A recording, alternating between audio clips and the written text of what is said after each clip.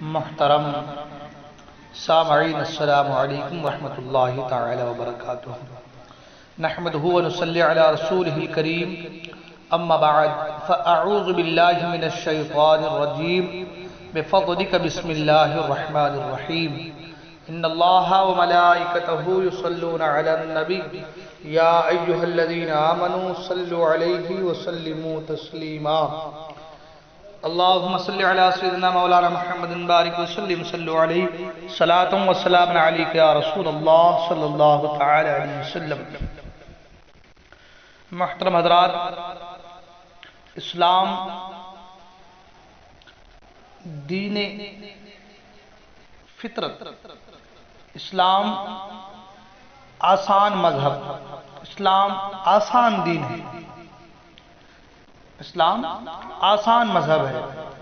خدا جو اپنے بندوں پر ہر ایک سے زیادہ مہربان و رحم کرنے والا ہے، کب پسند فرما سکتا ہے کہ وہ اپنے بندوں کو کسی سختی و دشواری میں مبتلا کرے؟ جب اسلام آسان مذہب ہے، آسان دین ہے، آسانیاں ہیں اس میں، تو اللہ تبارک و تعالی کب یہ چاہے گا کہ وہ اپنے بندوں کو کسی سختی و دشواری میں مبتلا کرے؟ آج لوگ روزے کے حوالے سے کہتے ہیں کہ بہت سخت ہے، بہت تکلیف ہے، ہمارے بس کی بات نہیں ہے۔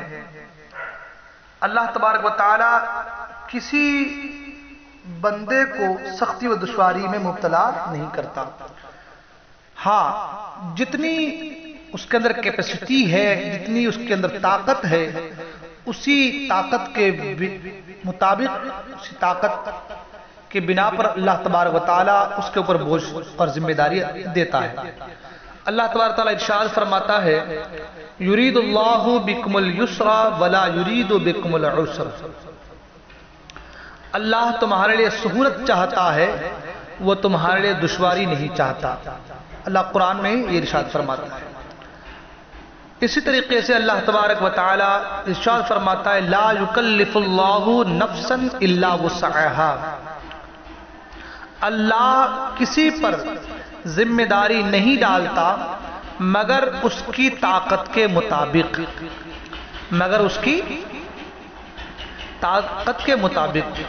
پتہ یہ چلا کہ اللہ تبارک و تعالی اپنے بندوں پر اس کی طاقت وہ قوت سے زیادہ بوجھ ہرگز نہیں ڈالتا۔ اسلام ایک آسان مذہب ہے۔ یہ احکام اسلام کا بوجھ نہیں کہ انسان 5 وقت پابندی سے نماز نہ پڑھے، ہر سال اپنے مال کی زکوٰۃ ادا نہ کرے، روزہ نہ رکھے، حج فرض ہو تو نہ کرے۔ ان تمام احکام پر عمل کرنا تو آسان ہے، یہ صرف مسلمان کی کمزوری اور لاپرواہی ہے کہ وہ ان کی پابندی نہیں کر پاتا۔ اللہ تبارک و تعالیٰ کے جو احکام ہیں، اللہ تبارک و تعالیٰ نے جو ہمارے پر پابندیاں عائد کی ہیں، انسان اپنی لاپرواہی اور کمزوری کی وجہ سے ان کی پابندی نہیں کر پاتا، جس کے لیے اس کو قیامت کے دن جواب دہ ہونا پڑے گا۔ روزہ انسان کی طاقت و قوت کے عین مطابق ہے۔ اس میں کس قدر آسانی ہے کہ اب صرف اتنا چاہتا ہے کہ سال میں 1 مہینہ تم اس کے حکم کے مطابق اپنے کھانے پینے اور نفس کی خواہش پوری کرنے کے اوقات بدل دو، وہ بھی 24 گھنٹے کے لیے نہیں، بلکہ صرف صبح صادق سے غروب آفتاب تک کے لیے ساری رات کھا سکتے ہو، کوئی پابندی نہیں۔ اور یہ پابندی بھی ان لوگوں کے لیے جنہیں کوئی مجبوری نہ ہو، یہ پابندی بھی ان لوگوں کے لیے جنہیں کوئی مجبوری نہ ہو، اور اگر مجبوری ہو تو اس مہینے کے علاوہ دوسرے دنوں میں ادا کر لو۔ فرمایا اللہ تبارک و تعالیٰ قرآن مجید میں، فَمَنْ كَانَ مِنْكُمْ مَرِيضًا أَوْ عَلَى سَفَرٍ فَعِدَّةٌ مِّنْ أَيَّامٍ أُخَرَ وَعَلَى الَّذِينَ يُطِيقُونَهُ فِدْيَةٌ طَعَامُ مِسْكِينٍ۔ فرمایا پھر جو تم میں سے بیمار ہو، تم میں سے کوئی بیمار ہو یا سفر میں ہو تو اتنے روزے دوسرے دنوں میں رکھ لے، اور جو لوگ اسے بہت مشکل سے ادا کر سکیں ان کے ذمہ فدیہ ہے ایک مسکین کا کھانا۔ شریعت کے مطابق مجبوریاں تین ہی ہو سکتی ہیں: بیماری، سفر اور قوت نہ ہونا۔ آسانی چاہنے والا خدا اجازت دیتا ہے کہ اگر بیماری یا سفر کی حالت میں ہو تو تم روزے قضا کر سکتے ہو، اور اگر بالکل ہی قوت نہ ہو تو فدیہ ادا کر سکتے ہو۔ مریض کو روزہ قضا کرنے کی اجازت دی گئی، لیکن مرض ایسا ہو کہ روزے کی وجہ سے جس کے بڑھنے کا خطرہ ہو، یا مریض کے ہلاک ہو جانے کا خطرہ، یا اس کی وجہ سے روزہ برداشت نہ کیا جا سکتا ہو، معمولی مرض کو روزہ چھوڑنے کا بہانہ بنا لینا سخت گناہ ہے۔ آج تھوڑی سی تکلیف ہوئی، ہلکی سی کوئی بیماری آئی، بخار آیا تو آدمی روزہ چھوڑ دے رہا ہے۔ معمولی مرض کو روزہ چھوڑنے کا بہانہ بنا لینا سخت گناہ ہے۔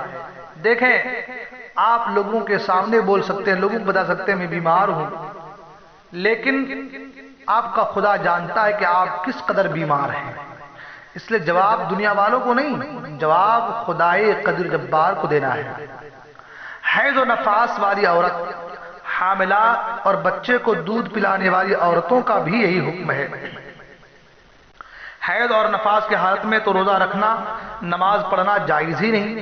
اس حالت کے دنوں کی نماز تو معاف ہے، لیکن روزے قضا کرنا ہوں گے۔